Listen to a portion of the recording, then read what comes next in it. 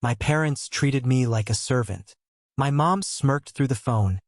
Your brother's friends are spending Christmas here. It's only 20 people. She expected me to cook, clean, and bow like I always did. That night, I flew to Florida. But the real surprise was still to come, and the look on their faces when they realized who they were really dealing with is something I will never, ever forget. Before I tell you how this entire nightmare exploded right in their faces, let me know where you are watching from in the comments below. Thank you for being here. Grab a warm glass of water, sit down, and listen to me tell the whole story. The phone buzzed aggressively against the cold, polished granite of my kitchen island, the harsh vibration rattling a stray silver coffee spoon. I didn't even need to look at the glowing screen to know who was interrupting my afternoon.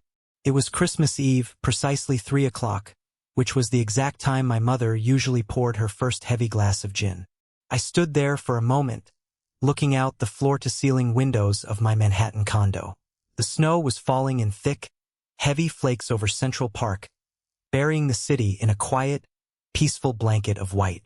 I let the phone ring 3 times, taking a slow, deep breath to steady my heart rate, before I finally reached out and answered. "Elijah," my mother said. There was no standard greeting, no asking how my week had been, no wishing me a happy holiday, just a sharp, demanding tone that immediately made my jaw tighten and a familiar vein throb at my temple. I could hear the distinct clinking of ice cubes against crystal in the background. "Matthew is hosting a dinner party tonight. 20 guests. They are senior executives from Pinnacle Hospitality. I need you here by 4 o'clock sharp to start prepping the kitchen. 7 main courses, 10 sides. Use the good china. Do not embarrass us." I closed my eyes. I was 29 years old, a grown man living entirely independently, yet she still spoke to me like a disobedient teenager who had forgotten to scrub the floors. She spoke to me like I was household staff. "I can't make it, Mom," I said, forcing my voice to remain entirely flat and devoid of emotion. "I have a flight to Florida tonight. It is a strictly business trip." She let out a sharp, mocking laugh that echoed terribly through the speaker. "A business trip? Please, Elijah, do us all a favor and stop playing pretend. What business could you possibly have on Christmas Eve? You cater small-time events. You slice carrots for a living. Matthew's future depends on this dinner. Family comes first. Family comes first when you need a free chef," I replied, the words slipping out before I could stop them. The line went completely, dead silent. I could almost picture her face turning a mottled, furious red. When she spoke again, her voice was a low, venomous hiss designed to inflict maximum damage. "If you do not walk through my front door in 2 hours, I will call the lawyer tomorrow morning and make sure he completely cuts off that pathetic inheritance your grandmother left you. I know you rely on that tiny monthly check to survive in the city, Elijah. Don't test me. If you abandon your brother tonight, do not ever bother coming back to this family." She hung up, leaving a dial tone ringing in my ear. I slowly set the phone down. A cold, hard knot formed in my stomach, but it wasn't born of fear. It was sheer realization. She honestly, truly believed she owned me. She thought a meager $500 a month trust fund was the only thing keeping a roof over my head. She had absolutely no idea that for the past 5 years, I had been building stellar events into a multimillion-dollar empire. I walked into my bedroom, grabbed my custom-tailored Italian suit, packed it carefully into my leather duffel bag, and walked out the door without looking back. I took the private elevator down to the underground parking garage. The air was crisp, smelling faintly of exhaust and damp concrete.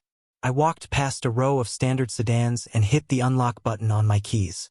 The sleek, black Porsche 911 chirped twice, its headlights slicing brilliantly through the dim garage. I slid into the driver's seat, the premium leather gripping my shoulders like a second skin. I pressed the ignition. The engine roared to life, a deep, guttural growl that vibrated right through the center of my chest. My mother thought I was taking the subway to a tiny, rat-infested rental apartment. She thought I was nothing. As I merged onto the highway heading toward JFK Airport, I looked in the rearview mirror. I was leaving that miserable, subservient life behind. I was flying to Florida to meet the man who was about to change everything. To truly understand why I let them treat me like a butler for so long, to understand why a man who drove a Porsche and owned a multimillion-dollar company still answered the phone when his mother demanded he chop vegetables, you have to understand the psychological grip my family had on my sense of duty. The chains keeping me tethered to that kitchen were forged years ago, on a freezing, miserable Tuesday afternoon in November. It was my grandfather's funeral. I remember the sterile smell of the hospital room in the days leading up to it, the rhythmic, agonizing beep of the heart monitor. I was the one who had spent the last 3 years actually taking care of him. I was the one who drove him to his endless doctor appointments, managed his complicated daily medications, and sat with him in the quiet, terrifying hours of the night when his lungs failed him and he couldn't catch his breath.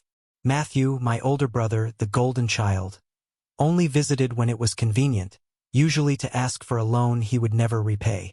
But at the funeral, the narrative was completely rewritten. The rain was coming down in thick, freezing sheets, bouncing off the black umbrellas surrounding the open grave in the muddy cemetery. I stood at the absolute back of the crowd, completely soaked to the bone because Matthew had conveniently forgotten to bring an extra umbrella, and my mother had loudly insisted he needed the large family umbrella to protect his expensive new wool coat. Matthew stood right at the very front of the grave, his face buried dramatically in his hands, perfectly performing the role of the devastated, grieving oldest grandson. Every single time a wealthy relative or a family friend walked by, he produced fresh, heaving tears. It was a masterclass in manipulation. And where was I? I was invisible. My mother had assigned me to manage the catering for the wake back at the house. I had spent the entire morning setting up heavy folding tables, organizing endless trays of food, and ensuring everyone else had a hot cup of coffee to warm their hands, while I mourned my grandfather in absolute, crushing silence. A week later, we sat in a stuffy, oak-paneled office in downtown Stamford. The lawyer, an older man with wire-rimmed glasses, cleared his throat and shuffled a stack of papers before reading the final will and testament. I sat in the corner chair, staring blankly at my bruised, hard-working hands. To my eldest grandson, Matthew, I leave the primary estate, the family home in the Hamptons, and the bulk of the liquid assets. The lawyer read aloud, his voice dry and devoid of emotion. My mother beamed, her eyes lighting up with uncontainable greed. She placed a proud, manicured hand on Matthew's shoulder. Matthew tried to look solemn and respectful, but the corners of his mouth twitched upward into a smug smirk. He had just inherited a massive fortune, a financial safety net that would guarantee his comfort and fund his arrogant lifestyle for decades to come. And to Elijah, the lawyer continued, glancing up at me with a look of mild, uncomfortable pity over his glasses. I leave my vintage watch collection and the remaining sum of $10,000. That was it. I didn't care about the money. I truly, honestly didn't. What broke my heart into a million pieces was the stark, undeniable confirmation of my permanent place in the family hierarchy. It was a written declaration that I was second best. But as I sat there, I remembered the very last night I spent with my grandfather in the hospital. He had grabbed my wrist, his grip surprisingly strong for a dying man, and pulled me close to his face. "Elijah," he had whispered, his breath rattling terribly in his chest. "Your brother is reckless. He is all flash and no substance. Your father is weak. Promise me you will look after your mother. Promise me you won't let the family fall apart when I am gone." I was young, naive, and incredibly desperate for his ultimate approval. I promised him, and that single, whispered promise became the heavy iron collar my family used to drag me around for the next decade. Every time I tried to pull away, every time I tried to stand up for myself, my mother would weaponize that moment. She would remind me of my dying grandfather's wish. Every time I tried to build my own life, they pulled me violently back into the kitchen, reminding me that my place was serving them, supporting them, fixing their messes. I confused enduring toxic abuse with honoring a family legacy. I thought taking the high road meant letting them walk all over me so they could stand tall. I was terribly, painfully wrong.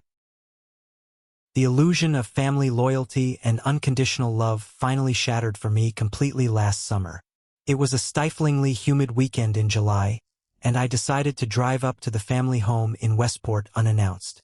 I had been working brutal 80-hour weeks getting stellar events off the ground. I was mentally drained, physically exhausted, and I just wanted one quiet night in my childhood bed. I just wanted to feel, for a fleeting moment, like I actually had a home to return to. I unlocked the heavy front door and walked upstairs. The house was dead silent, the air conditioning humming quietly in the background. I walked down the familiar hallway, turned the brass knob of my bedroom door, and pushed it open. I froze instantly in the doorway. The pale blue walls were still there, the exact shade I had picked out when I was 12, but everything else was completely gone. My heavy oak bed, my study desk, my debate team trophies, the framed charcoal sketches I had drawn and won awards for in high school. Everything that proved I had ever existed in that space had been erased. In their place stood massive, industrial-grade clothing racks. They were sagging under the weight of dozens of expensive designer blazers, silk dress shirts, and custom-tailored trousers. Enormous plastic bins labeled Matthew's Winter Collection and Matthew's Ski Gear were stacked precariously against the window, blocking out the sunlight. The room smelled overwhelmingly of expensive, musky cologne and polished leather. My childhood sanctuary, my only safe space in the world, had been callously transformed into a glorified walk-in closet for my older brother. I stood there for a very long time, my fingers gripping the wooden doorframe so hard my knuckles turned completely white. My chest felt tight, like someone had wrapped a steel band around my lungs. Elijah! I spun around. My father, Charles, was standing at the top of the stairs, clutching a rolled-up newspaper. He looked incredibly uncomfortable, shifting his weight nervously from one foot to the other. He absolutely refused to meet my eyes, staring instead at a spot on the wall slightly to my left. "Dad," I said, my voice barely above a ragged whisper, fighting the lump forming in my throat. "Where are my things?" He sighed deeply, running a trembling hand over his thinning gray hair. "Your mother decided Matthew needed more space. He has a very demanding public image to maintain now, Elijah. He attends a lot of galas. He needs proper room for his wardrobe." "And my things?" I asked again, feeling a hot, dangerous prickle of pure anger rising rapidly in my chest. "We boxed them up," he muttered, finally looking at the floor. "They are down in the damp basement, next to the old holiday decorations." I took 3 slow, deliberate steps toward him. "You let her do this? You stood by and let her throw my entire life, my memories, into the basement just so Matthew can have a place to hang his suits." My father looked frantically down the hallway, terrified my mother might hear us raising our voices.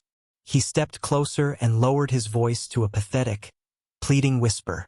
"Listen to me, son. Your mother has been under a tremendous amount of stress lately. She actually threatened a divorce last month over an argument we had about the house finances and Matthew's spending. I cannot afford a divorce right now, Elijah.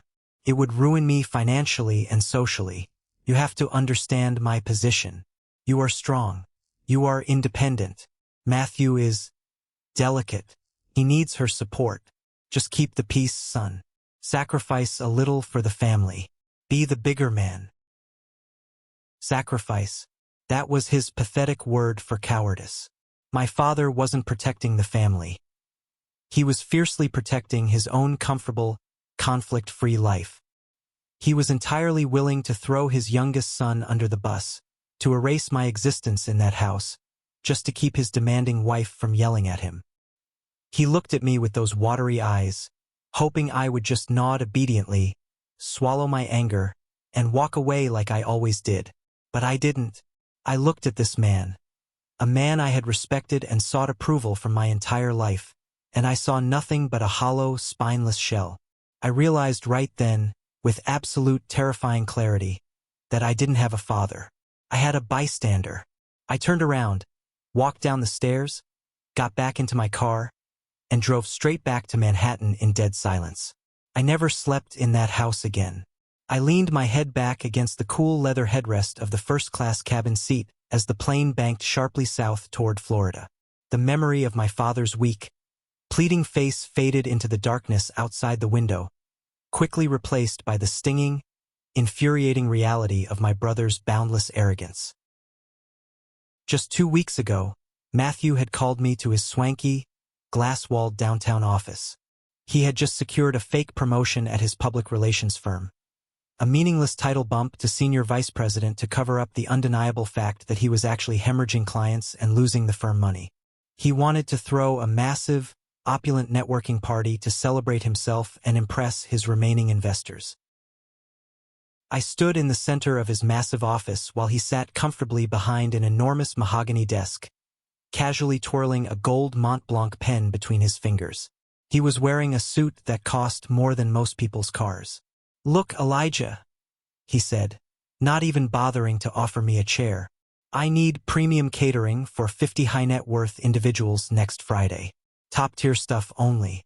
Maine lobster rolls, Wagyu beef sliders, truffle risotto, the works. And I need you to do it. My company is fully booked for the entire month," I told him calmly, referring to Stellar Events without actually naming the corporation. I kept my business entirely separate from them. He rolled his eyes dramatically and let out a condescending, barking laugh. "Your company, right? The little catering gig you run. Come on, Elijah, let's be real here. What is your actual salary anyway? 40,000 a year? 50? If you're lucky? Look, I'll do you a favor. I'll throw you $500 cash under the table if you prep the food and serve drinks for the night. You can even keep the leftover appetizers. It's incredibly good exposure for you to be around people of my caliber." $500. He genuinely wanted me to feed 50 millionaires, source premium ingredients, and serve as his personal silent waiter for $500, all while he bragged to his friends about his immense success. My daily consulting rate alone was $5,000. The floral arrangements for my average event cost more than what he was offering. But I didn't say that. I just looked at him, feeling a deep, heavy, soul-crushing exhaustion wash over me. "I'm busy, Matthew," I had said softly, and I turned and walked out of his office without another word. The plane suddenly hit a rough patch of turbulence, jolting me violently back to the present moment. The fasten seatbelt sign dinged loudly above my head. My phone, connected to the plane's premium Wi-Fi network, suddenly buzzed insistently on the tray table. It was Nathan, my chief operating officer at Stellar Events. Nathan was the only guy in my life who knew absolutely everything. My toxic family situation, my hidden wealth, the massive double life I was meticulously leading. "Tell me good news," I said into the receiver, rubbing my tired eyes. "The Q4 profits just cleared the accounts." Nathan's voice crackled through the earpiece, sounding genuinely thrilled and relieved. "We officially broke $3 million in net revenue, boss. The holiday bonuses are distributed to the staff, and everyone is absolutely ecstatic." A genuine, rare smile broke across my face. $3 million. While my mother threatened to cut off a pitiful $500 check to control me, and my brother offered me pennies to be his servant, I was quietly building a massive legacy they couldn't even begin to comprehend. "That's fantastic work, Nathan. I mean it. Take the weekend off. You earned it." "I wish I could, Elijah," Nathan said, and his tone suddenly dropped like a stone. The excitement vanished instantly, replaced by a tense, razor-sharp professional urgency. "We have a massive, critical problem in Florida. Dylan just pulled out." My blood ran completely cold in my veins. Dylan owned the largest premium food supply chain in the Southeast region. He was contracted to provide the imported beluga caviar, the dry-aged steaks, and the fresh, line-caught seafood for the Pinnacle Hospitality Test event tomorrow morning. This specific contract with Pinnacle was worth $2 million. It was the master key to expanding Stellar Events nationally. "What exactly do you mean he pulled out?" I demanded, my hand gripping the armrest so hard my knuckles popped. "We have an ironclad, signed contract. The event is in less than 20 hours. He canceled via a one-line email 10 minutes ago, Nathan said, typing furiously in the background. He claimed unforeseen logistical issues. But I didn't buy it, so I made some calls to our industry contacts. It's not logistics, Elijah. It's highly personal. I closed my eyes, my mind racing through a dozen worst-case scenarios. Explain. The heavy plane tires hit the tarmac at Fort Lauderdale International Airport with a violent, jarring thud. The moment the cabin doors finally opened, the thick, suffocatingly humid Florida heat hit my face like a physical wall, but I barely even registered it. My mind was completely and utterly consumed by the unfolding crisis. I walked aggressively through the crowded terminal, my phone glued tightly to my ear. Nathan was filling me in on the precise details, and every single word he spoke made my blood boil hotter.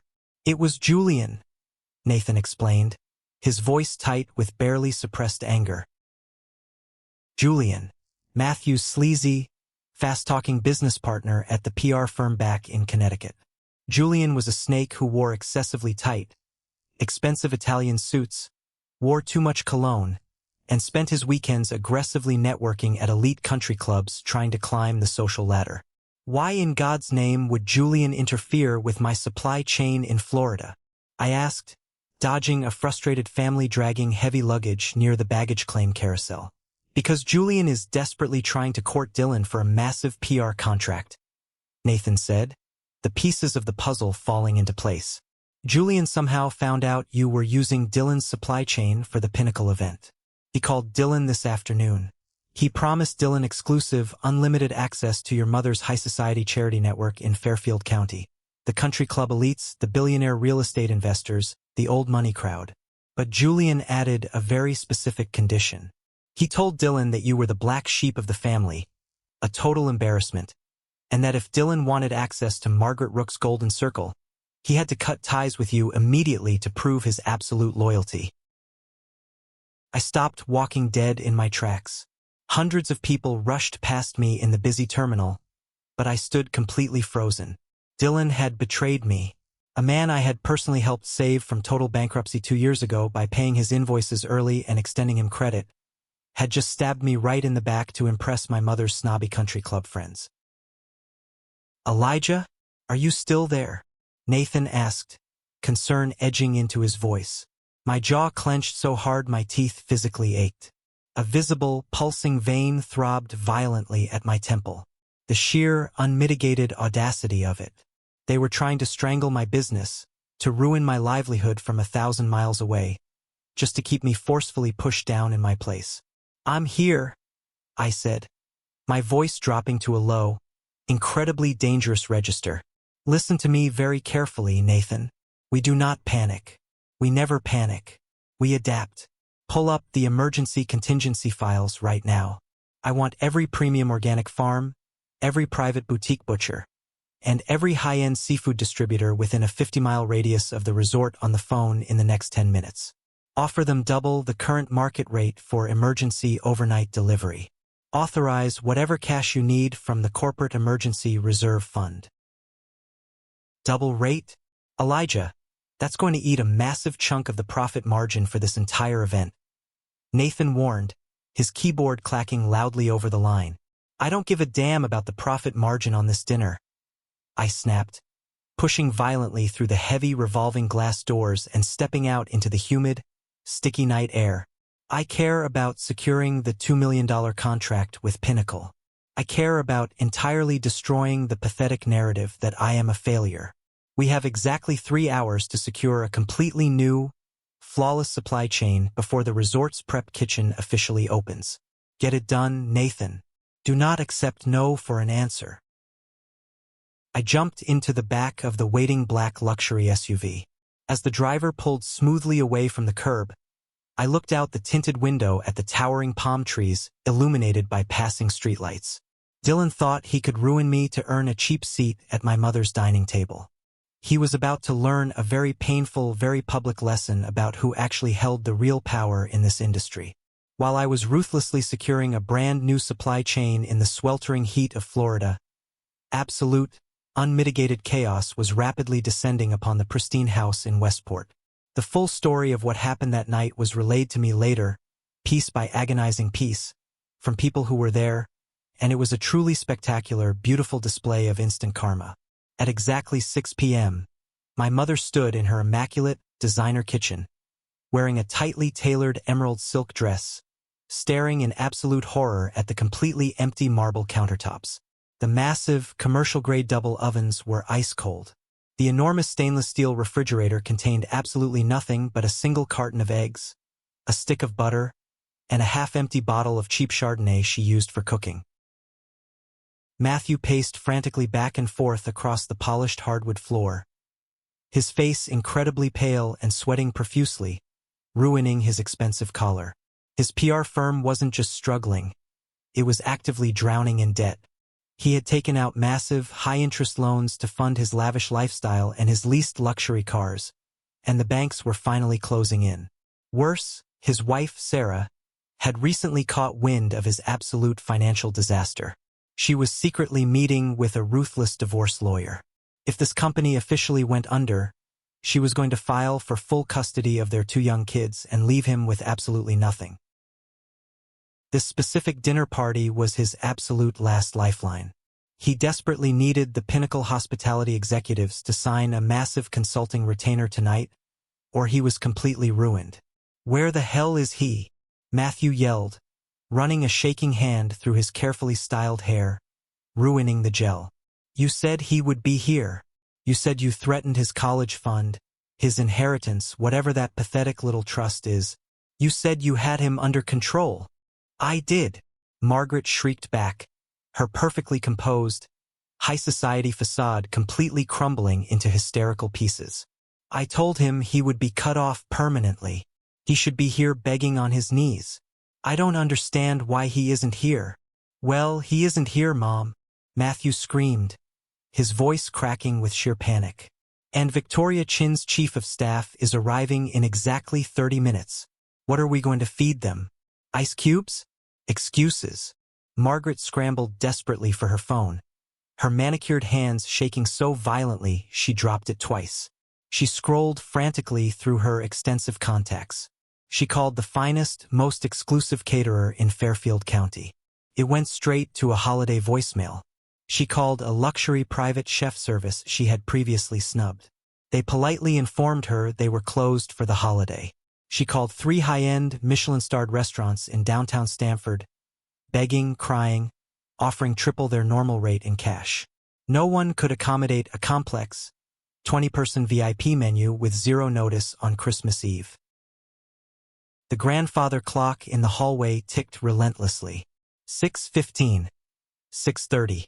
The silence in the massive kitchen was deafening, broken only by the pathetic sound of Matthew's panicked, shallow breathing. Finally, driven by pure, unfiltered, blinding desperation, Matthew pulled out his phone, opened a generic food delivery app, and did the unthinkable. With a shaking, sweaty finger, he aggressively ordered 20 large pepperoni pizzas, 50 buffalo wings, and a massive pile of greasy garlic knots from a local, cheap chain restaurant. "Pizza?" Margaret gasped, clutching her pearl necklace as if she had just been physically struck in the chest. "Matthew, you cannot be serious. You cannot serve cheap delivery pizza to the senior executives of Pinnacle Hospitality. It's absolute career suicide. They will laugh us out of town. Do you have a better idea?" Matthew roared, his eyes wild and bloodshot with panic. "I am fighting for my literal life here, Mom. If I lose this deal tonight, I lose my firm. If I lose my firm, Sarah divorces me and takes the kids. We have absolutely no other choice." Margaret collapsed heavily into a kitchen chair, burying her face in her hands, her shoulders shaking. The pristine, flawless image she had spent decades meticulously cultivating was about to be burned straight to the ground, and there was absolutely nothing she could do to stop it. At exactly 7 p.m., the heavy brass doorbell rang, echoing terribly through the silent house. The heavy oak front door swung open to reveal the first wave of elite guests, brushing light snowflakes from their expensive cashmere coats. Among them was Carter's chief of staff, a stern-looking man who evaluated everything with a critical eye. Margaret pasted on a rigid, terrifyingly fake smile that didn't reach her eyes and ushered them into the expansive living room, offering weak cocktails with visibly trembling hands. She tried desperately to maintain the illusion of control, chatting about the weather and local politics, but the air in the house was thick, heavy with unspoken tension and the undeniable absence of cooking smells. 30 agonizing minutes later, a rusted, incredibly loud Honda Civic pulled roughly up the pristine, snow-covered driveway. A confused, teenage delivery driver wearing a stained uniform lugged a massive, towering stack of greasy cardboard boxes to the grand front door. The overwhelming smell of cheap pepperoni, heavily processed cheese, and pungent garlic butter instantly overpowered the delicate scent of the expensive pine garlands decorating the foyer. The guests completely stopped talking mid-sentence. Every single head in the room turned slowly toward the door. Matthew, looking exactly like a man who was taking a long walk to the gallows, paid the teenage driver, his hands shaking as he handed over the cash. Margaret, in a move of pure, delusional, terrifying desperation, actually attempted to plate the disaster to make it look elegant. She pulled out her prized, antique Waterford crystal platters, heirlooms worth thousands, and began sliding greasy, floppy slices of Domino's pizza onto the sparkling glass. The cheap orange grease immediately smeared thickly across the pristine crystal. She carried the heavy platters into the formal dining room. The executives stared in absolute, stunned silence. No one moved to take a slice. We had a slight, unexpected emergency with our private chef, Margaret lied loudly, her voice cracking painfully. She laughed nervously, a shrill, hysterical sound that made everyone uncomfortable. My youngest son, Elijah. He is deeply troubled, you see. Very mentally unstable and completely unreliable. He was supposed to handle the catering tonight, but he had a severe episode and completely abandoned us. You know how incredibly difficult it is to find good help these days, let alone rely on family. She threw me under the bus without a single second of hesitation. She stood in front of powerful investors and tried to paint me as an unstable, crazy failure just to cover up her own catastrophic embarrassment. Standing quietly in the corner of the room, sipping a neat bourbon, was Julian. He watched the entire spectacular train wreck unfold with a hidden, predatory smile playing on his lips. Beside him stood Wyatt, my 19-year-old cousin, who was incredibly bored and glued to his phone. Julian leaned over to Wyatt, keeping his voice low. Man, this is wild, Julian whispered, nudging the kid. You absolutely have to get a picture of this. Matthew Rook serving cheap delivery pizza on Crystal to billionaires. No one in the industry will believe this tomorrow. Wyatt, eager to impress the older, successful guy, quickly pulled out his phone. He framed the shot perfectly, capturing the utter absurdity. The massive stack of greasy cardboard boxes slumped haphazardly against the polished mahogany sideboard, the disgusting grease-stained crystal plates, and Margaret standing in the center in her silk dress, looking utterly, completely defeated. He snapped the photo. Julian smirked, taking a slow sip of his drink. He had successfully orchestrated the Dylan betrayal to ruin me, and now he was watching Matthew's reputation disintegrate in real time. Within 10 minutes, Wyatt posted the photo on his public social media. Julian immediately screenshotted it and sent it to an anonymous, highly active industry group chat full of PR executives and investors. The caption read, "When pedigree fails, Papa John steps in. The Rook family's VIP Christmas Eve." The photo began circulating like wildfire across LinkedIn and private executive networks before the guests had even forced down their first greasy slice. Matthew's career was actively bleeding out on the internet, and the idiot didn't even know it yet. While my incredibly toxic family was dining on pure humiliation in Connecticut, I was standing in the center of the grand ballroom of the Fort Lauderdale luxury resort, watching my team work like a flawless, well-oiled machine. Nathan had pulled off an absolute miracle. Within 3 hours of Dylan's betrayal, local farm trucks and refrigerated vans had successfully delivered pristine, premium ingredients. My prep crew was slicing, searing, and plating with incredible military precision. The massive glass walls of the ballroom opened out directly to the dark, churning Atlantic Ocean. The tables were set with flawless, heavy white linen, polished silver cutlery, and stunning floral arrangements.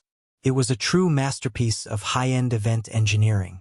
I was standing near the head table, reviewing the final timeline and budget spreadsheets on my tablet, when a dark shadow fell over the table. I looked up. It was Cameron, the arrogant CEO of a rival event management firm. Cameron was a guy who was born on third base but genuinely thought he had hit a triple. He wore expensive loafers without socks and an incredibly smug, entitled grin that made me want to punch him. He had been actively trying to steal the Pinnacle hospitality contract from me for months, using every dirty trick in the book. Well, Elijah," Cameron drawled, leaning heavily against the impeccably set table, intentionally crinkling the freshly pressed linen. "I heard through the grapevine you had a little supply chain hiccup this afternoon. Dylan dropped you, huh?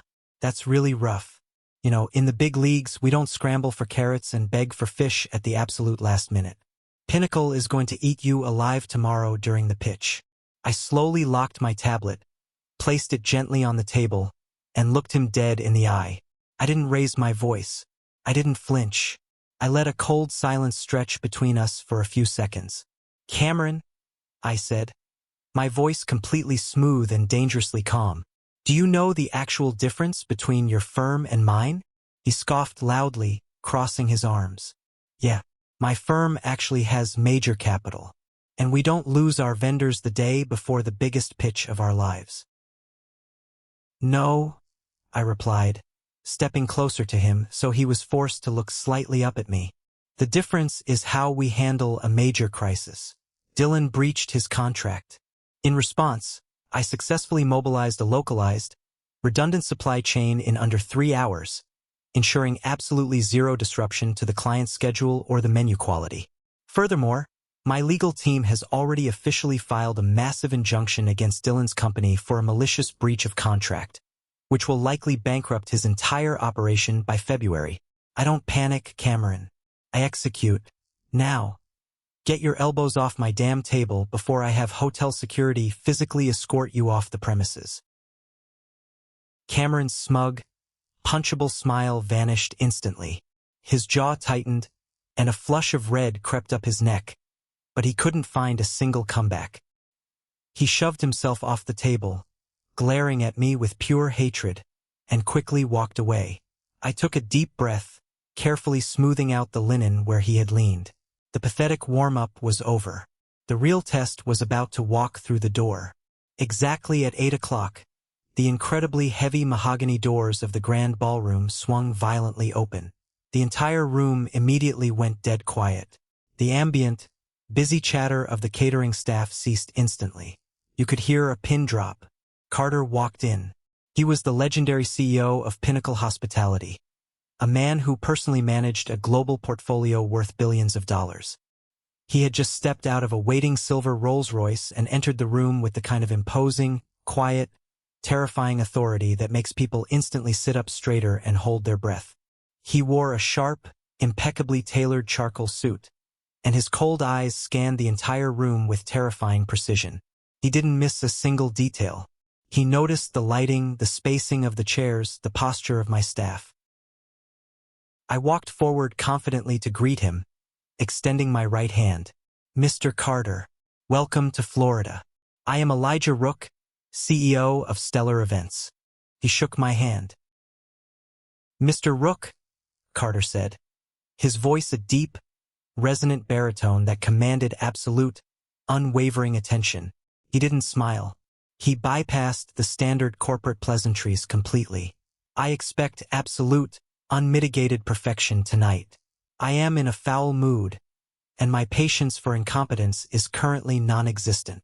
I assure you, sir, the service tonight will be flawless," I said, keeping my posture entirely relaxed but highly respectful. "May I ask what happened to put you in such a state?" Carter stopped walking and turned to look directly at me. His eyes were cold, calculating, and filled with deep disgust. "I just received a highly disturbing call from my chief of staff. He attended a dinner party in Connecticut tonight. a major networking event hosted by a PR firm we were heavily considering putting on a massive retainer. The host promised my team a Michelin-level experience. Carter let out a short, incredibly harsh breath of pure disgust. Do you know what they served my executive team, Mr. Rook? They served them cheap delivery pizza on greasy, smeared crystal plates. The host was sweating, stammering like an idiot, and the mother spent the entire evening loudly complaining about her unstable, runaway son to cover up their catastrophic failure. It was the most pathetic, unprofessional display of sheer incompetence I have ever heard of in my 20 years of business. My heart hammered a violent, terrifying rhythm against my ribs. I knew exactly who he was talking about. My mother's lies, Matthew's pathetic failure, the pizza. It had all reached the absolute top of the food chain faster than I could have ever imagined. I kept my face completely and utterly impassive. Not a single muscle twitched. I didn't break eye contact. That sounds incredibly frustrating, Mr. Carter, I said smoothly, my voice steady. In this industry, there is absolutely no excuse for failing to deliver on a promise. If you can't handle the heat, you shouldn't invite people into the kitchen. Carter stared at me for a long, heavy moment, thoroughly dissecting my response, searching for weakness. Then, a tiny, almost imperceptible nod of approval shifted his jaw. Exactly, Carter murmured. He walked past me toward the head table. Let's see if you can back up your confidence, Mr. Rook. Proceed with the service. Impress me, or this conversation is over permanently. I turned toward the kitchen doors. The storm had fully arrived, and I was standing dead in the center of it. It was time to show them exactly who I was. The grand ballroom of the Fort Lauderdale Resort was a masterclass in controlled perfection. Over the next 2 hours, my staff executed the service flawlessly. The replacement supply chain I had secured at the last minute proved to be even better than Dylan's original inventory. The dry-aged steaks were seared to an absolute, perfect medium rare. The wine pairings were completely seamless. I stood near the kitchen doors, watching my team move silently around the massive mahogany table. Carter and his executive board ate, quietly murmured to each other, and observed everything. When the dessert plates were cleared, the real test began. The staff retreated, leaving me alone in the room with Carter and his 8 top executives. Carter steepled his fingers, leaning forward in his leather chair. The intimidating scowl on his face hadn't completely faded, but his eyes were sharp and entirely focused on me. The food was exceptional, Mr. Rook, Carter began, his deep voice carrying easily across the large room. But anyone with a fat checkbook can buy good steak. Pinnacle Hospitality doesn't just need a caterer. We need a logistical partner capable of handling multimillion-dollar events across different states, different climates, and entirely unpredictable circumstances. Talk to me about your crisis management. This was the exact moment I had prepared for. I didn't hesitate. I didn't glance at any notes. My crisis management relies entirely on aggressive redundancy, I told him, stepping closer to the table. You don't build a single supply chain, you build 3. Take tonight, for example. At 2 o'clock this afternoon, my primary premium food vendor abruptly breached his contract and backed out, attempting to sabotage this very dinner. Most companies would have panicked. They would have called you with excuses. Instead, I activated a localized, secondary supply network within 3 hours. The quality actually improved, the timeline was completely unaffected, and you are currently sitting here fully satisfied. I don't just manage events, Mr. Carter. I manage risk. A murmur of genuine surprise rippled through the executives at the table.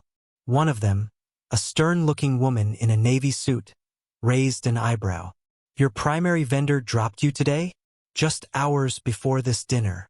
Yes, ma'am, I replied smoothly. And my legal team is currently drafting a lawsuit that will bankrupt him by the end of the quarter for his breach of contract. I ensure my clients never feel the impact of a crisis, and I ensure those who create the crisis are permanently held accountable. Carter stared at me. The harsh lines around his mouth finally softened just a fraction. He looked genuinely impressed. He picked up his gold pen and tapped it thoughtfully against the table. I appreciate a man who operates with a spine, Mr. Rook. Too many people in this industry fold at the first sign of pressure. You deliver. Let's talk about the final numbers on this contract. For the next 20 minutes, we dove deep into the financial logistics. I answered every single question with hard data. I knew my profit margins, my labor costs, and my projected scaling expenses down to the exact decimal point. I could physically feel the energy in the room shifting. They weren't just testing a vendor anymore. They were looking at a peer. They were looking at a CEO they wanted to do business with. Just as Carter was nodding in agreement to my final proposal, the heavy ballroom doors opened slightly. Carter's assistant, a young man clutching an iPad, slipped quietly into the room. He looked incredibly pale. He walked quickly up to Carter and leaned down, whispering something urgently in his ear. Carter frowned. He took the iPad from the assistant. The room fell into a heavy, confused silence as we watched Carter's eyes scan the screen. Suddenly, Carter let out a loud, harsh bark of laughter. It was a cold, mocking sound. He shook his head in absolute disbelief and tossed the iPad onto the center of the mahogany table. You remember that public relations firm in Connecticut I mentioned earlier, Mr. Rook? Carter asked, a smirk playing on his lips. The one begging for a massive promotion to manage our entire Northeast division? The one that served my chief of staff delivery pizza. I remember, I said, keeping my face perfectly neutral. Well, it seems their pathetic excuse for a VIP dinner just became public entertainment. Carter laughed, leaning back in his chair. Someone at their own party took a photo of the disaster and leaked it online. It is currently going viral across every major executive networking group on the East Coast. Look at this absolute joke. He spun the iPad around and pushed it across the polished table toward me. I looked down at the glowing screen. There it was, my cousin Wyatt's photograph. It was a perfectly clear, high-resolution shot of my mother's beloved, antique Waterford crystal platters covered in greasy, cheap Domino's pizza. Behind the massive stack of cardboard boxes stood my brother Matthew, looking panicked and sweating through his designer shirt. And right in the center of the frame was my mother, Margaret, wearing her expensive emerald silk dress, her face contorted in a look of sheer, undeniable defeat and humiliation. Below the photo, the cruel caption blared, "When pedigree fails, Papa John steps in. The Rook family's VIP Christmas Eve." The comments section below the photo was already flooded with hundreds of industry professionals mocking them, questioning Matthew's business competence, and laughing at the sheer absurdity of the situation. "Look at that woman," Carter said, pointing a finger at the screen, completely unaware of the bomb he was about to set off. "That is the hostess, Margaret Rook. She spent 2 hours tonight loudly complaining to my staff about her youngest son. She called him a mentally unstable failure. She blamed the entire pizza disaster on him. Can you imagine the sheer lack of class required to publicly drag your own child through the mud just to cover up your own professional incompetence? A family like that is a toxic liability. I wouldn't trust them to manage a lemonade stand, let alone our corporate PR." The executives around the table nodded in agreement, chuckling at the disastrous photo. I stood there for a long, heavy moment. I looked at the photo of my family, the people who had treated me like a servant, the people who had banished my belongings to a damp basement, the people who had actively tried to ruin my supply chain just hours ago to keep me subjugated. I didn't feel anger anymore. I didn't feel fear. I felt a profound, absolute sense of liberation. I slowly reached out and tapped the screen of the iPad, locking it. The room went silent. I looked up and met Carter's eyes directly. "That woman in the emerald dress is my mother, Mr. Carter," I said. My voice was completely steady, cutting through the silence of the large room like a freshly sharpened knife. Carter froze. His smile vanished instantly. The executives around the table stopped breathing. The tension in the room spiked so fast it felt like the air pressure had physically changed. "And the desperate man sweating behind those pizza boxes is my older brother Matthew," I continued, holding Carter's stunned gaze. And that unstable failure of a son she was loudly complaining to your staff about? The one she blamed for her own catastrophic failure. I paused, letting the reality of the situation completely sink in. That would be me. For 10 agonizing seconds, absolutely no one moved. The silence in the ballroom was absolute, heavy, and completely suffocating. The executives stared at me with wide eyes, completely stunned. Carter sat perfectly still, his sharp eyes locked onto mine, processing the massive revelation. I had just admitted to being the black sheep of the very family he had just brutally mocked. I didn't flinch. I stood tall, my shoulders squared, entirely unashamed of the truth. Then, something incredible happened. Carter's chest began to heave. A low chuckle rumbled in his throat. The chuckle quickly grew into a loud, booming laugh that echoed off the high ceiling of the ballroom. He slapped his hand hard against the mahogany table. "You," Carter laughed, pointing at me with genuine amazement. "You are the runaway chef she was complaining about?" "I am," I replied, a small smile finally breaking across my face. "They demanded I fly up to Connecticut to serve your team for free. When I refused because I had a contract with you in Florida, they actively conspired with my vendor, Dylan, to sabotage this very dinner. They tried to ruin my company tonight just to force me back into their kitchen." Carter shook his head, looking at me with a completely new level of deep, profound respect. "And instead of folding, you rebuilt a local supply chain in 3 hours, delivered a flawless Michelin quality service, and stood here pitching a $2 million expansion strategy without breaking a single drop of sweat." "I told you, Mr. Carter," I said. "I manage risk, and I left the biggest liability of my life behind me." Carter picked up his gold pen. He didn't ask another question. He pulled the thick, legal contract toward him, flipped directly to the last page, and signed his name with a bold, aggressive flourish. He pushed the document across the table toward me. "Mr. Rook," Carter said, standing up and extending his hand, "Pinnacle Hospitality is incredibly proud to partner with Stellar Events. You are exactly the kind of ruthless, effective leader we need in our corner." I took the pen, signed my name next to his, and shook his hand firmly. The deal was officially done. $2 million. The executives stood up and began clapping, genuinely congratulating me. Carter's assistant stepped forward, raising his camera. "Let's get a photo for the corporate press release," Carter announced, throwing an arm around my shoulder. "I want the entire industry to know exactly who we are doing business with." The flash went off, capturing the exact moment my life permanently changed. This is the moment that changes everything, the moment I finally took back control of my life. Thank you so much for your patience and for staying with me until now. You've been amazing. Please give this video a like and comment one below to let me know you've made it this far. Not only does this help more people find this story, but it also lets me know that my experiences truly mean something to someone. Your support is my greatest motivation to keep sharing the rest of this journey.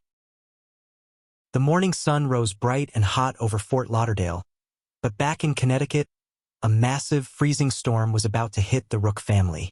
I didn't make the phone call myself. I didn't need to. Carter, furious about the pizza incident and deeply impressed by our new partnership, handled the execution perfectly. At exactly 9 o'clock the next morning, my mother's phone rang in the quiet, tense atmosphere of her Westport house. She answered it immediately, her voice trembling slightly.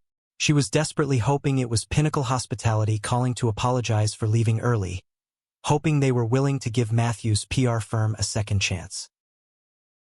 Instead, she heard the cold, incredibly formal voice of Carter's head lawyer. "Am I speaking with Margaret Rook?" the lawyer asked. "Yes, this is she," my mother replied, trying to inject her usual high society confidence into her voice. "How can I help you? I assume you are calling regarding the PR contract for my son Matthew." "I am calling on behalf of Pinnacle Hospitality and Mr. Carter," the lawyer stated flatly. "I am formally notifying you that Pinnacle is permanently declining any business relationship with Matthew Rook and his public relations firm. Furthermore, Your son has been officially blacklisted from all future Pinnacle networking events. My mother gasped, clutching the phone tightly. Blacklisted? What on earth are you talking about?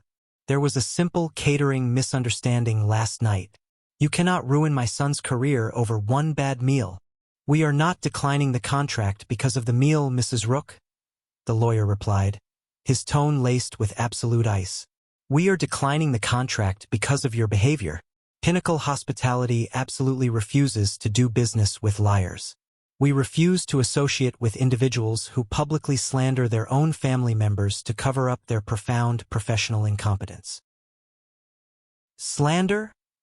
My mother shrieked, her face turning pale. I did no such thing. My youngest son is a disaster. He ruined our evening. That is quite interesting, the lawyer said smoothly, springing the final trap.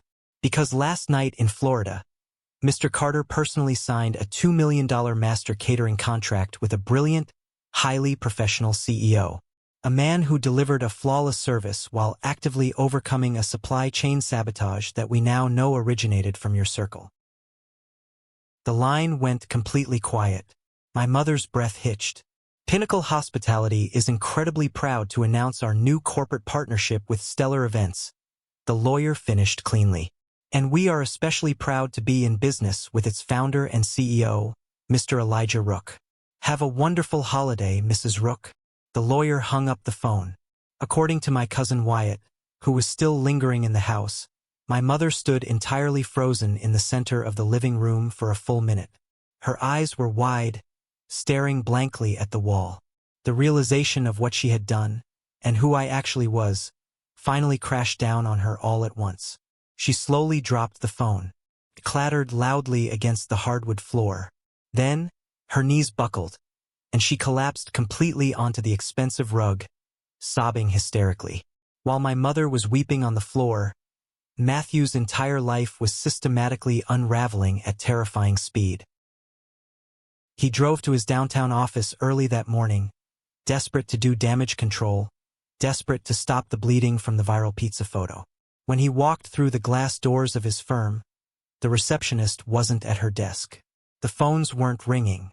He walked quickly down the hallway to Julian's corner office. Julian was there, casually packing his personal belongings into a heavy cardboard box. He wore a sharp suit and a massive, arrogant smile. "What the hell are you doing, Julian?" Matthew demanded, his voice echoing in the quiet office. "We have a massive crisis to manage. Have you seen LinkedIn? We are a laughingstock." Julian taped the box shut and picked it up. He looked at Matthew with complete, unfiltered pity. "There is no we anymore, Matthew. The firm is dead. The board of directors held an emergency vote at 7 this morning after seeing that disaster of a photo. They are pulling their remaining funding. The company is officially filing for bankruptcy by noon." Matthew staggered back, leaning against the doorframe for support. "Bankruptcy? No, we can fix this. We just need to secure one major client." "I already took them," Julian interrupted smoothly, walking past Matthew toward the door. "I transferred the last 3 major clients to my new independent agency last night. Oh, and by the way, I was the one who told Dylan to cancel on your brother Elijah. I knew your brother would survive it, but I knew you wouldn't survive the stress. You really are pathetic, Matthew. Thanks for the client list."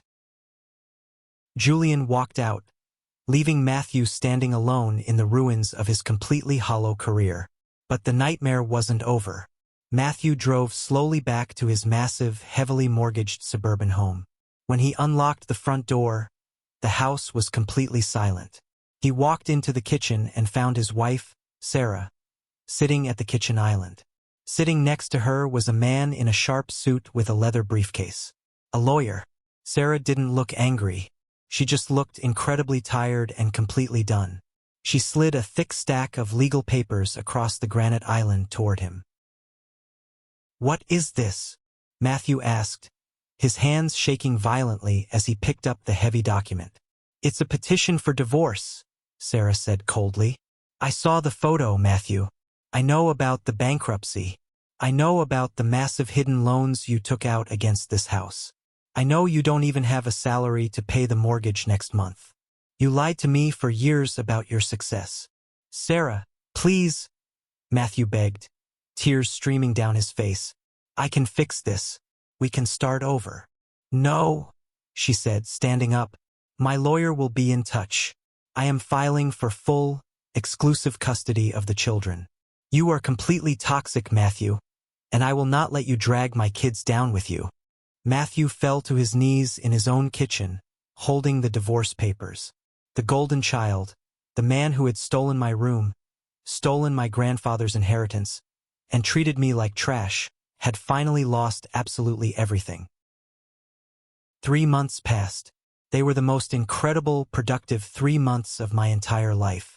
With the massive Pinnacle hospitality contract officially secured, Stellar Events exploded in growth. I hired 50 new staff members, opened a second massive corporate office, and completely stopped taking phone calls from anyone with the last name Rook. In late March, I hosted a massive, incredibly lavish anniversary gala for Stellar Events at a premier rooftop venue in downtown Manhattan. The guest list included city politicians, billionaire real estate developers, and top executives from across the country. It was a celebration of my complete independence. I arrived at the venue driving my black Porsche, tossing the keys to the valet. I wore a custom tuxedo, feeling completely in my element. The rooftop was stunning, decorated with thousands of white orchids and glowing under elegant string lights. About an hour into the party, Nathan hurried over to me, looking incredibly tense. Elijah, security just stopped 3 people at the ground floor elevator bank. They aren't on the guest list, but they are loudly claiming to be your immediate family. They are causing a massive scene. I sighed, swirling the expensive bourbon in my crystal glass. I knew this day would eventually come. They were out of money, out of options, and looking for a savior. Let them up, I said calmly, but have 2 large security guards stand exactly 10 feet behind them at all times. The elevator doors pinged open. Out stepped my father Charles, my mother Margaret, and my brother Matthew. They looked terrible. The arrogant shine was completely gone. Matthew had lost weight. His suit hung loosely on his frame, and he looked exhausted. My father looked 10 years older, constantly wringing his hands. My mother, usually draped in expensive jewelry, was wearing an older dress and looked incredibly nervous.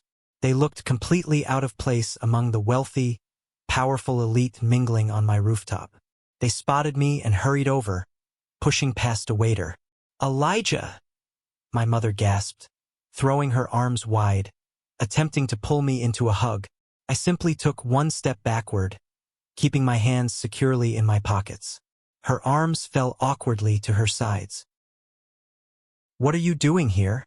I asked, my voice completely devoid of any warmth. We came to see you, she cried, forcing a few highly unconvincing, desperate tears into her eyes. We saw the articles in the business journals. We are so incredibly proud of you. Sweetheart, we missed you so much. Family belongs together. Cut the garbage, Mom, I said flatly. You don't miss me. You miss my bank account. Matthew stepped forward, looking at his shoes before finally making eye contact. Elijah, man, look, things have been really rough. Sarah took the kids. My firm is completely gone. Dad had to drain my old college fund just to pay the lawyers to keep me out of jail for the corporate debts. I'm broke. I need a job. I was thinking, I have great PR experience. You could make me a vice president here. Give me a decent salary. We're brothers, right? Blood is thicker than water. I stared at Matthew. I looked at his desperate, pleading eyes, and then I looked at my mother's fake, hopeful smile. The sheer, unadulterated entitlement was absolutely staggering. After decades of abuse, after stealing my room, after trying to actively destroy my career, they genuinely thought they could just walk onto my rooftop and demand a massive salary because we shared the same last name. Blood is thicker than water, I repeated slowly, letting the phrase hang heavily in the cool night air. That is really funny, Matthew. I don't remember you mentioning blood when we were standing at Grandpa's funeral. Matthew flinched visibly, taking a small step back. I remember the lawyer reading the will, I continued, raising my voice just enough so the people standing nearby could hear clearly. I remember you inheriting the massive estate, the liquid assets, the entire fortune. And I remember you smiling. You didn't offer to share that inheritance with your brother. Did you? You took every single penny and blew it on leased sports cars and fake friends to fuel your pathetic ego. Elijah, please. My father, Charles, finally spoke up, his voice trembling pitifully. Don't do this. We are a family. We made mistakes, yes, but we need your help now. You have more money than you could ever spend. Be the bigger man. I turned my gaze entirely onto my father, the man who had stood by and watched me be treated like a dog for my entire life. You do not get to speak to me about being a man, Charles, I said, my voice dropping to a dangerous, icy register. When Mom threw all of my childhood belongings into a damp basement to build a closet for her golden child, you stood on the stairs and begged me to stay quiet. You let her erase me because you were a coward. You were terrified of a divorce. You sacrificed your youngest son to protect your own comfortable, pathetic little life. You are not a father. You are a bystander. Charles looked at the ground, his face burning bright red with deep shame. He didn't have a single word of defense. You don't miss your son? I said, looking at all three of them, my voice ringing with absolute, final authority. You miss your free butler. You miss the guy you could force into the kitchen so you could pretend you were royalty. But the butler is dead. You are standing in my house now, and you are trespassing. My mother began to genuinely sob now, realizing her manipulation was completely failing. Elijah, please, we have nothing left. We will lose the house in Westport by next month. You have to help us. I am going to help you, I said calmly. I am going to help you exactly the same way you helped me for the last 10 years. I reached inside the inner breast pocket of my custom tuxedo jacket and pulled out a thick, crisp white envelope. I held it out. My mother looked at it, confused, wiping her tears. She slowly reached out her trembling hand and took the envelope. She tore it open. Inside was a thick stack of heavily detailed, officially stamped corporate documents. What is this? Matthew asked, leaning over to look at the papers in her hands. That is an official, itemized invoice from Stellar Events, I explained smoothly, taking a slow sip of my bourbon. I went back through my records. I calculated the cost of every single holiday dinner, every graduation party, every retirement gala, and every weekend barbecue I was forced to cater for this family over the last 10 years. I billed the labor at my standard premium CEO consulting rate, and I added the cost of all the premium ingredients I paid for out of my own pocket. My mother's eyes widened in absolute horror as she flipped to the final page and saw the total number printed in bold black ink at the bottom. It was well over 6 figures. You owe my company a massive debt, I told them, my voice entirely devoid of any sympathy. You wanted to treat me like hired staff? Fine. But Stellar Events does not work for free. You have exactly 30 days to pay that invoice in full, or my legal team will place a massive lien on the Westport house before the bank even gets a chance to foreclose on it. You can't be serious, Matthew yelled, his face twisting in genuine panic. We don't have this kind of money. This is insane. It is strictly business, Matthew, I replied coldly. You taught me that. Until that invoice is paid in full, you are not my family. You are a bad corporate debt, and I do not socialize with bad debts. I raised my hand, snapping my fingers sharply. The 2 massive security guards who had been standing quietly behind them immediately stepped forward, crossing their muscular arms. Escort these 3 individuals off my rooftop, I instructed the guards, not taking my eyes off my utterly defeated family. If they ever attempt to enter one of my properties or contact my offices again, call the police and have them arrested for trespassing. My mother let out a loud wail, reaching out for me one last time, but the security guards firmly grabbed her arms and physically turned her around. Matthew was practically dragged toward the elevator, shouting empty, desperate threats that nobody cared to listen to. My father walked silently, His head hung low in complete, crushing shame. I stood there, holding my drink, and watched the heavy metal elevator doors slide shut, permanently closing them out of my life forever. The party raged on until 2 in the morning, a massive, beautiful celebration of everything I had built with my own 2 hands. When the final guest had left and the cleaning crew arrived, I took the private elevator down to the garage and drove my Porsche slowly back through the quiet, empty streets of Manhattan. I unlocked the door to my condo and walked inside. The city lights from Central Park filtered through the large glass windows, casting long, peaceful shadows across the hardwood floor. I took off my tuxedo jacket, draped it over a chair, and walked into the kitchen. I poured myself a single glass of expensive red wine, walked over to the floor-to-ceiling window, and just looked out at the sprawling, sleeping city below me. For the first time in 29 years, my chest felt completely, utterly light. The heavy, suffocating iron collar of family obligation that had choked me since my grandfather's funeral was finally gone. I had broken the chains. Society constantly tells us that we have to forgive our families, no matter what they do to us. They tell us that blood is a magical bond that requires endless sacrifice and silent suffering. But sitting in that quiet apartment, I realized the absolute truth. Toxic people do not change just because they share your DNA. A family isn't supposed to be a group of people who systematically tear you down, exploit your talents, and demand your subservience. True family are the people who respect your boundaries, celebrate your victories, and value your presence without expecting a free meal in return. Walking away from them wasn't an act of cruelty. It wasn't about revenge, even if the karma felt incredibly satisfying. Walking away was simply an act of absolute survival. I didn't lose a mother, a father, and a brother that day. I lost a prison warden, a coward, and a parasite. And in losing them, I finally found myself. Thank you for sticking around and listening to my story. I know it was a long one, but I truly hope this resonated with you in some way, especially if you are currently fighting your own silent battles behind closed doors. Have you ever found yourself in a similar situation, dealing with people who demand everything from you but give nothing in return? If you have, I want you to go down to the comments right now and type the letter W. W stands for winner. That is the secret code for the 1% Club. The amazing, incredibly resilient people who watched this video all the way to the very end.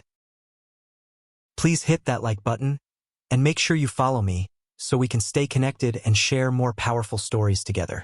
Stay strong, keep fighting for your worth, and never, ever let anyone treat you like you are second best. I'll see you in the next one.